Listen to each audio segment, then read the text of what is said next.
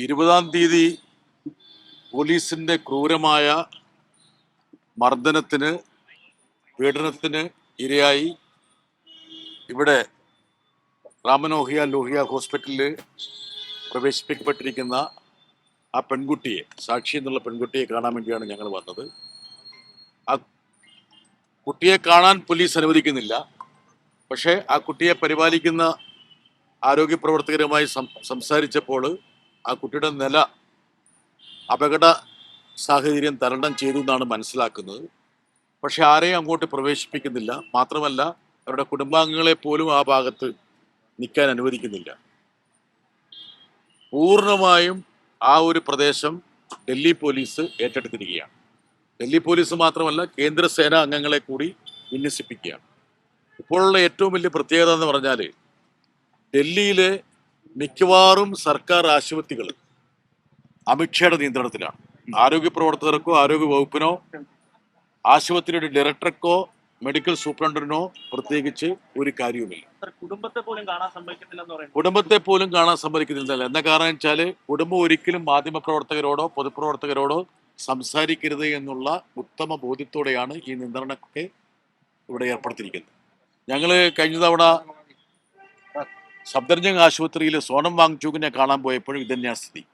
അവിടുത്തെ hospital director ഞങ്ങൾക്ക് I don't also was there. They gave us permission. Our general secretary also was there. കാണാൻ അനുവാദം തന്ന് ഒരാളെ ഞങ്ങളുടെ കൂടെ അങ്ങോട്ട് വിട്ടിട്ട് പോലും ഇടയ്ക്ക് വെച്ച് ഡൽഹി പോലീസ് തടഞ്ഞു. ഡൽഹി പോലീസാണ് ഇപ്പോൾ നമ്മുടെ ആശുപത്രികൾ മുഴുവൻ ഭരിക്കുന്നത്. ഞങ്ങളുടെ ഉദ്ദേശം ആ പെൺകുട്ടിയെ കാണുക, അതുപോലെ തന്നെ പെൺകുട്ടിയുടെ കുടുംബാംഗങ്ങളെ കണ്ട് ഞങ്ങൾക്ക് കഴിയാവുന്ന സഹായവും ഐക്യദാർഢ്യവും നൽകാൻ വേണ്ടിയിട്ടാണ് ഞങ്ങൾ പോയത്. പക്ഷെ അതിനുള്ള സാവകാശം പോലും ഇവിടുത്തെ സർക്കാർ, ആഭ്യന്തര വകുപ്പ് നൽകുന്നില്ല എന്നുള്ളത് വളരെ ദൗർഭാഗ്യകരമായിട്ടുള്ളൊരു കാര്യമാണ്.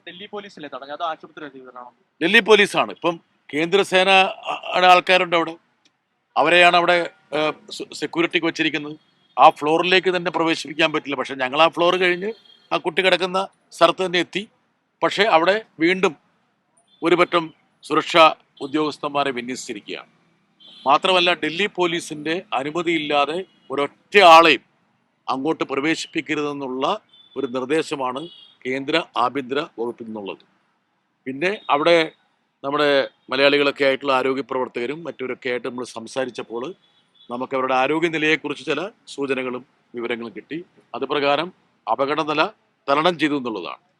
ഇതിനു മുമ്പും വന്ന ആൾക്കാരെയും അവിടുന്ന് പിന്തിരിപ്പിക്കുകയാണ് ചെയ്തത്. മുമ്പ് കേജ്രിവാൾ ഉൾപ്പെടെയുള്ള ആൾക്കാർ അവരെ കാണാൻ ശ്രമിച്ചിട്ടും അവരെ കാണാൻ അവർ അനുവദിച്ചിട്ടില്ല എന്നുള്ളതാണ് ഞങ്ങളുടെ വിവരം. See, we tried to meet that student.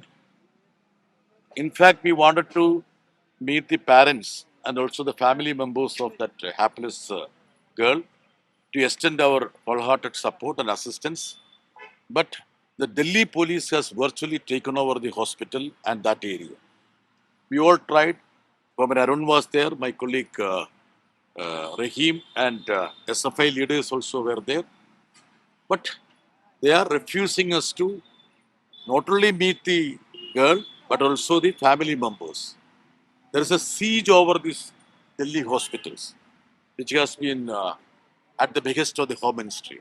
This is the same case with regard to Safdarjung Hospital. We had gone there to meet Sonam Wangchuk on a day, and we even took the permission of the hospital director.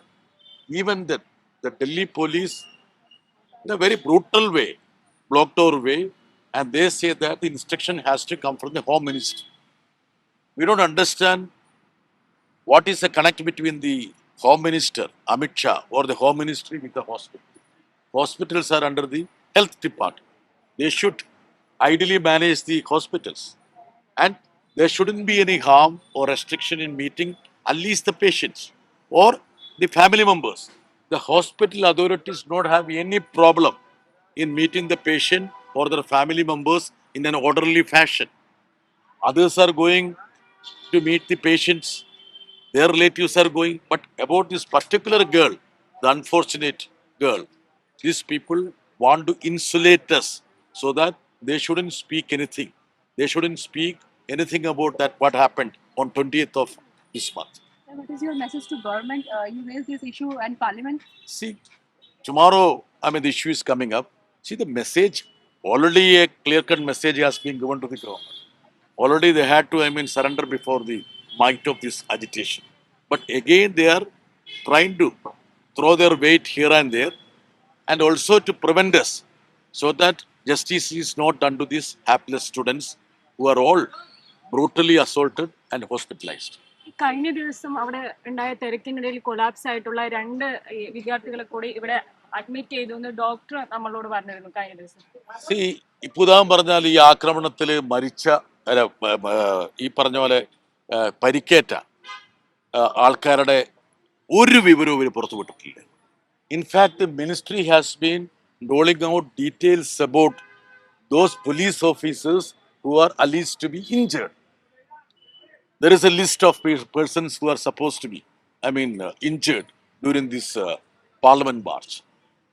Whereas, not a single detail with regard to those people, those protesters who have been brutally assaulted with lethal weapon. Nothing has come out. See, there is a complete veil of secrecy over these details. At a time when everybody needs to know what has actually happened, and when the parents are also paranoid and anxious about full details of those people who have been injured and hospitalized need to be given out to the public. And we wanted to help the family members. We don't know the condition, the financial condition. See, these relatives must have come from their villages. And in order to sustain in capital city, at least the help of certain organizations are required. So we thought that our organizations, we ourselves on an individual basis would extend our help, but even that is being blocked by the Home Ministry. ഈ വിഷയം parliament കൃത്യമായി തീർച്ചയായിട്ടും എന്താ കാരണം എന്ന് വെച്ചാല് now ഇപ്പോഴത്തെ focus എന്താണ്? ധർമ്മേന്ദ്ര പ്രധാന്റെ രാജിക്ക് ശേഷം ഇപ്പോഴത്തെ ഫോക്കസ് ഇപ്പൊ അമിത്ഷാ ഇന്നലെ നടത്തിയിട്ടുള്ള ഒരു പ്രസ്താവനയുണ്ട്. ഈ പ്രക്ഷോഭം നടത്തിയ ചെറുപ്പക്കാരെ ഞങ്ങൾ ബഹുമാനിക്കുന്നു, അവരെ ആദരിക്കുന്നു എന്നാണ് അമിത്ഷാ പറഞ്ഞിരിക്കുന്നത്. 36 ദിവസം എവിടെയായിരുന്നു ഈ ആദരവെന്ന് ആരും അറിയില്ല. 20-ാം തീയതി ഇവരെ തലങ്ങും വിലങ്ങും ഈ തലസ്ഥാന നഗരിയുടെ രാജവീതികളിൽ അടിച്ചു വീഴ്ത്തുമ്പോൾ, അവരെ തലയോട്ടി അടിച്ചു പിളർത്തുമ്പോൾ ഈ ആദരവ് എവിടെയാണെന്നും ആർക്കും അറിയില്ല. കൊടുന്നിന് അദ്ദേഹത്തിന് ആദരവുണ്ടായിരിക്കുകയാണ്. അദ്ദേഹം പറയുന്നതിൽ എന്തെങ്കിലും തരത്തിൽ ഒരു കണികയുടെ ആത്മാർത്ഥത ഉണ്ട് എങ്കിൽ ഈ ചെറുപ്പക്കാരുടെ ഈ രോഷപ്രകടനത്തിന് അദ്ദേഹവും യഥാർത്ഥത്തിൽ വിധേയനാകണം. അദ്ദേഹം കൂടി രാജിവെച്ചാൽ മാത്രമേ ആ ചിത്രം പൂർത്തിയാകുള്ളൂ. ഇനി ഞങ്ങൾ തീരുമാനിച്ചിരിക്കുന്നത് സ്വാഭാവികമായിട്ടും പാർലമെന്റിന്റെ ഉള്ളിൽ ഒരിക്കലും സ്വതന്ത്ര ഇന്ത്യയുടെ ചരിത്രത്തിൽ ഇത്രയും മൃഗീയമായിട്ട് നമ്മുടെ ചെറുപ്പക്കാരെ, വിദ്യാർത്ഥികളെ അടിച്ചൊതുക്കിയിട്ടില്ല. അതിന് ഉത്തരവാദിയായിട്ടുള്ള മന്ത്രി എന്ന നിലയ്ക്ക് അമിത്ഷാ കൂടി രാജിവെക്കണമെന്നാണ് ഞങ്ങളുടെ ആവശ്യം. We want Amitshah also, who is responsible for this brutal assault on these hapless innocent children. He has to tender his resignation as Dharmendra Pradhan has done. Amitshah has been telling that he respects the youth and the students. If he is sincere, if he has got iota of sincerity, he has to tender his resignation to show his respect to these fighters.